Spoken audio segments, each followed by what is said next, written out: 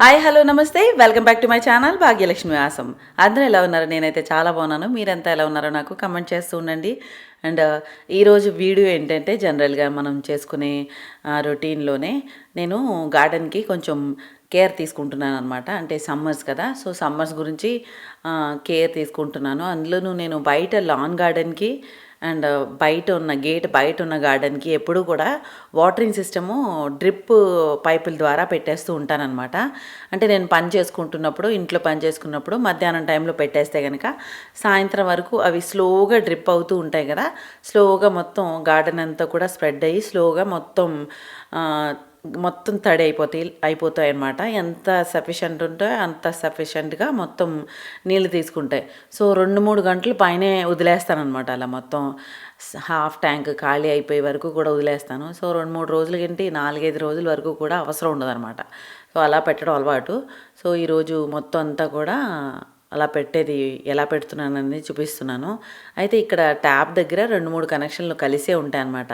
ఒక ట్యాప్ నుంచి 3 కనెక్షన్లు ఇచ్చేసి ఉంటానన్నమాట. ఎందుకంటే ఫ్రంట్ లాన్ ఉంది కదా, లాన్కి అటువైపు మళ్ళీ లాన్కి ఇటువైపు 2 పక్కల కూడా పైపులు కనెక్షన్ ఉందన్నమాట.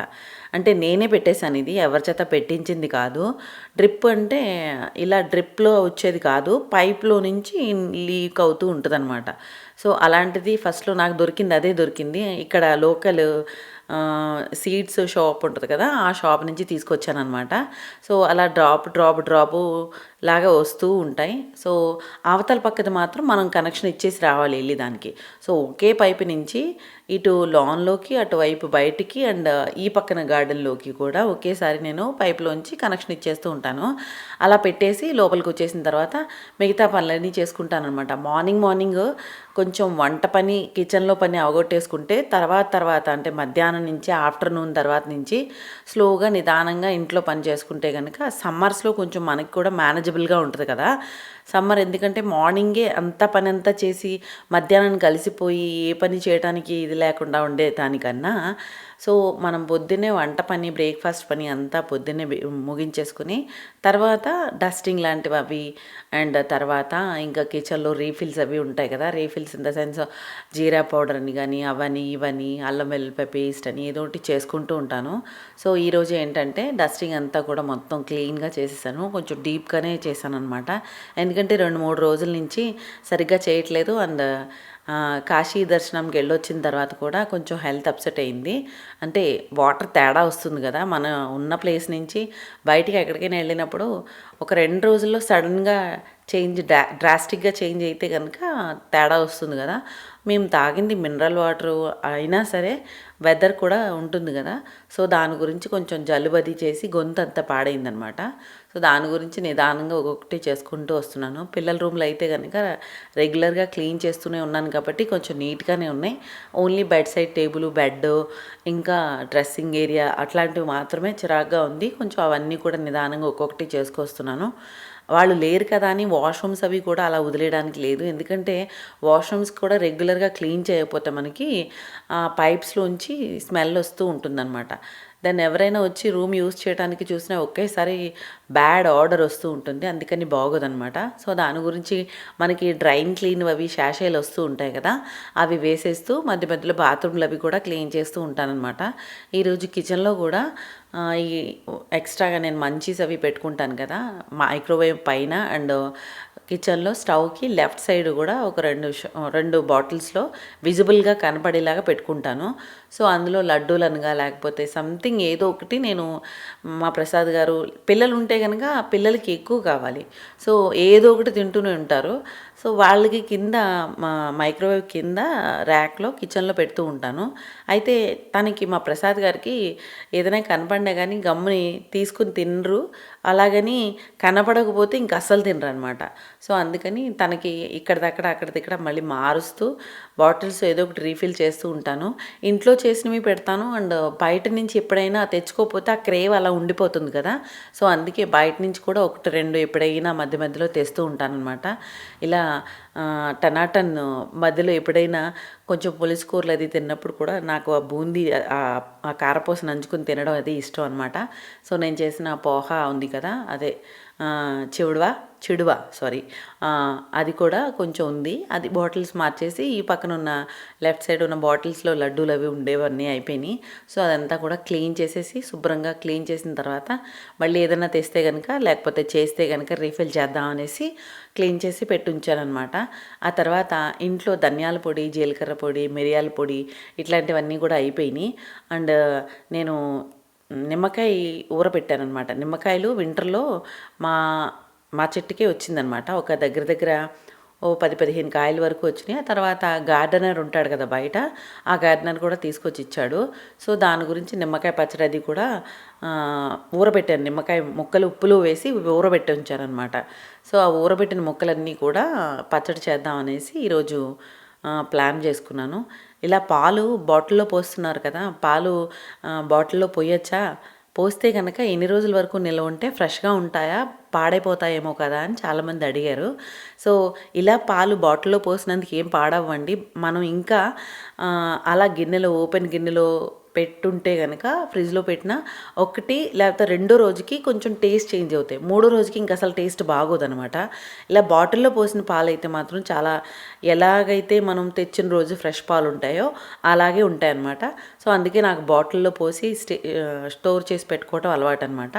తర్వాత మేగడ ఉంటుంది కదా, నేను పాల మీద మేగడ తీసేసి పక్కన బాటిల్లో పెట్టుకుని ఉంచుకుంటాను. ఒక డబ్బా నిండా అయిన తర్వాత దాంట్లో మధ్య మధ్యలో తోడు అంటే పెరుగు కొంచెం వేస్తూ ఉంటానన్నమాట. సో అది తోడుకుపోయి ఉంటుంది. ఆ తర్వాత నేను వెన్నపోసి తీసినప్పుడు అంత పాల మీద తీసినంత ఉన్నట్టు ఉండదు, కొంచెం పర్వాలేదు, బాగానే ఉంటుంది. సో నాకు ఫస్ట్ నుంచి కూడా అదే అలవాటు. సో అలా చేస్తూ నేను పాల మీద మేగడ దాన్ని నెయ్యి చేస్తూ ఉంటానన్నమాట. ఆ తర్వాత చెప్పాను కదా, నిమ్మకాయలు మా చెట్టి కాసిని అండ్ బయట గార్డెనర్ ఉంటాడు కదా, ఆ అబ్బాయి కూడా తీసుకొచ్చి ఇచ్చాడని చెప్పాను కదా. సో ఆ నిమ్మకాయలన్నీ ఉప్పులో వేసాను అనమాట. కొన్ని ముక్కలు అయితే కనుక తాలింపు వేసేసి తినేసాం, ఇంకో కొంచెం ఉంటే కనుక దాన్ని ఈరోజు తాలింపు వేస్తున్నాను. సో మీరు కూడా చూస్తారని వీడియో చేస్తున్నాను. తాలింపు వేసేటప్పుడు, పోపు వేసేటప్పుడు ముందే మనం పోపు వేసేసి పక్కన పెట్టుకుంటే కనుక అది చల్లారిపోయి ఉంటుంది కదా, తర్వాత మనం మిగతావన్నీ కలుపుకునేసరికి ఇది చల్లారిపోయి ఉంటుంది. ఎందుకంటే వేడి తాలింపు ఎప్పుడు పచ్చళ్ళలో కలుపుకోకూడదు, కలుపుకుంటే అంత ఫ్లేవర్ ఎన్హాన్స్ అవ్వదన్నమాట. సో అందులో ఉన్న టేస్ట్ కూడా, అంటే ఆవపిండి అది వేస్తాం కదా, అంత టేస్ట్ బాగోదు అంటారు. సో అందుకే చల్లారిపోయిన తాలింపు వేస్తే మంచిగా టేస్ట్ వస్తుందన్నమాట. ఈ ఉప్పులో నానబెట్టిన నిమ్మకాయల్ని సరిపడంత ఉప్పు, ఇంకా ఆవాలు, కొంచెం మెంతులు నేను పొడి కొట్టుకున్నాను వేయించి, దాంట్లోనే కొంచెం పచ్చి వెల్లుల్లిపాయ ఉంటుంది కదా, కొంచెం తాలింపులో వేసేసాను. ఇంకొంచెం ఏమో మళ్ళీ ఇందులో వేసి కచ్చాబిచ్చ దంచుకున్నాను. బట్ నాకు అది ముక్కలు ఎక్కువ కనపడతాయేమో అనిపించింది, అందుకే మళ్ళీ మిక్సీలో ఒకసారి తిప్పేసి ఉప్పు కారం అన్నీ వేసి కలిపేసిన తర్వాత ఆల్రెడీ మనం నిమ్మకాయ ముక్కలు ఊరబెట్టుకున్నది పసుపు ఉప్పేసి ఊరబెట్టుకుంటాం కదా, ఉప్పు సరిపోయిందో లేదో చెక్ చేసుకుని ఉప్పు సరిపడనంత కలుపుకుంటే సరిపోతుందన్నమాట. ఈ నిలవ ఊరగాయ కాబట్టి ఇది ఇలాగే పట్టుకుంటారు నాకు తెలిసి. మా అమ్మాళ్ళు అయితే ఇలాగే ఉప్పు ఇంకా పసుపు కారం కలిపేసి పక్కన పెట్టుంటారు. ఆ తర్వాత ఇలా మెంతులు ఆవాలు పొడి కొట్టి తర్వాత కలుపుతారనమాట. ఆ తర్వాత తాలింపు వేసుకోవచ్చు. మనకి పులుపు సరిపోలేదు అని అనుకుంటే కనుక తగినన్న నిమ్మకాయలు ఆల్రెడీ మనం ఊరబెట్టుకున్నవి కాకుండా కొంచెం నిమ్మకాయ రసం కూడా యాడ్ చేసుకుని పోసుకోవచ్చు అనమాట. అంటే అప్పటికప్పుడు కాదు, ముందే మనం నిమ్మకాయ పచ్చడి పట్టేటప్పుడే, ముక్కలు ఊరబెట్టేటప్పుడే నిమ్మకాయలు రసం కూడా తీసి పోసుకోవచ్చు. బట్ నేను ఏం చేస్తానంటే ఎక్కువ రోజులు ఉండిపోయిన వలన మొత్తం పచ్చడి అంతా దగ్గరగా అయిపోయిందనమాట.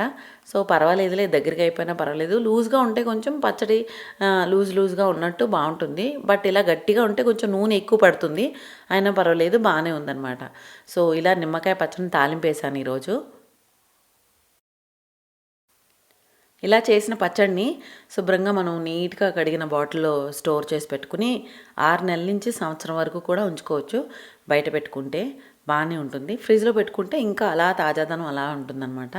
సో ఇది ఎన్నో రోజులు ఉండదు కాబట్టి తొందరగానే మా వారు తినేస్తారు కాబట్టి సో నాకు ఇబ్బంది లేదు, నేను బయటే పెట్టానమాట. తర్వాత ధనియాలు మనం ఎప్పుడు పొడి చేసుకున్నా కానీ ఒకసారి వాష్ చేసుకుంటే మంచిగా ఉంటుంది. ఎందుకని చెప్తున్నానంటే నేను ధనియాలు పైన విత్తనాలు వేసి ధనియా పండించాను కదా, సో ఆ ధనియాల మీద కొంచెం గ్రీన్గా పెస్ట్ అటాక్ అయిందనమాట. సో ఆ పెస్ట్ అటాక్ అయిన తర్వాత అవి కొంచెం నల్లగా మారిపోయినాయి అనమాట. సో నాకు అనిపించింది ధనియాలు పెస్ట్ అటాక్ అయితే కనుక బయట పండించేవాళ్ళు ఫార్మర్స్ ఉంటారు కదా, వాళ్ళు కూడా కొంచెం లైట్గా అలా ఏదైనా పెస్ట్ అటాక్ అయినప్పుడు పెస్టిసైడ్ అది జల్లుతారు కదా. సో అలా జల్లింది మనం డైరెక్ట్గా కన్జ్యూమ్ చేస్తే కనుక హామ్ అవుతుంది కాబట్టి వీలైనంత వరకు డైరెక్ట్గా మనం పౌడర్ చేసుకునే కన్నా క్లీన్ చేసి, అంటే ఒకసారి వాష్ చేసేసి ఎండలో ఆరనిచ్చిన తర్వాత మనం పొడి చేసి పెట్టుకుంటే కనుక ఎక్కువ రోజులు ఉంటుంది. ప్లస్ మనకి కొంచెం హార్మ్లెస్గా కూడా ఉంటుందని నేను అలా క్లీన్ చేసిన తర్వాతే పొడి చేసుకుంటాను. తర్వాత మిరియాలు కూడా నేను పొడి చేసి పెట్టుకున్నాను అనమాట. ఆ తర్వాత ఉప్పు, కారం, పసుపు, పంచదార, టీ పొడి, కాఫీ పొడి ఇలాంటి రీఫిల్ రెగ్యులర్గా చేసుకుంటూ ఉండాలి. నేను పసుపు, కారం కూడా ఒక్కొక్క బాటిల్లోకి తీసేసి మిగతాదంతా కూడా పెద్ద ఫ్రీజర్లో పెట్టి స్టోర్ చేసుకుంటూ ఉంటాను. బాటిల్స్లో ఎందుకంటే బాటిల్స్లో ఎక్కువ రోజులు కలర్ చేంజ్ అవ్వకుండా ఎక్కువ రోజులు తాజాగా ఉంటాయన్నమాట. సో అందుకని బాటిల్స్లో కావాల్సినంత తీసుకుని మిగతా అన్నీ మళ్ళీ ఫ్రీజర్లో పెట్టుకోవడం అలవాటు అనమాట. కొంచెం కొంచెంగా తీసుకొని తాలింపు బాక్స్లోకి తీసి పెట్టుకుంటూ ఉంటాను. సో అలా నేను థింగ్స్ని మేనేజ్ చేసుకుంటూ ఉంటాను. నేను వెనకాల విండోస్కి ఈ మనీ ప్లాంట్ హ్యాంగ్ చేశాను కదా, అది స్ట్రింగ్స్ చాలా పెద్దగా ఎదిగిపోయినాయి. సో ఇలా వైర్ కట్టాను, ఆ వైర్ మీద ఇలా హ్యాంగ్ చేస్తే కనుక లాస్ట్ ఇయర్ హ్యాంగ్ చేసినట్టు నీట్గా మళ్ళీ విండో అంతా కూడా స్ప్రెడ్ అయిపోయి ఉంటాయని చెప్పేసి ఇలా స్ప్రెడ్ చేస్తున్నాను అనమాట. సో ఇదండి ఈరోజు నా వీడియో. మీ అందరికీ నచ్చినట్టయితే కనుక లైక్ చేయండి, షేర్ చేయండి, సబ్స్క్రైబ్ చేయడం మాత్రం మర్చిపోవద్దు. Thank you for watching. Happy home making, happy gardening. Bye.